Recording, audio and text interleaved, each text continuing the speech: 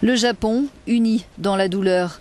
2 ans après le séisme et le tsunami du 11 mars 2011, à l'origine de la catastrophe nucléaire de Fukushima, une commémoration a eu lieu à Tokyo en présence de l'empereur Akihito, de l'impératrice et du Premier ministre. L'empereur a souligné l'importance de transmettre le souvenir de cette expérience tragique aux générations suivantes et insisté sur la nécessité d'entraîner la population. À 14h46, heure à laquelle le tremblement de terre s'était produit, 1 minute de silence a été observée dans tout le pays à la mémoire des quelques 20 000 morts et disparus.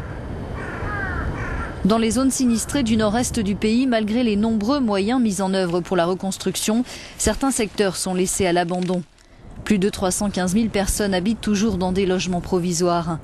À Fukushima, les policiers, eux, poursuivent leurs recherches pour tenter de trouver des traces des personnes portées disparues.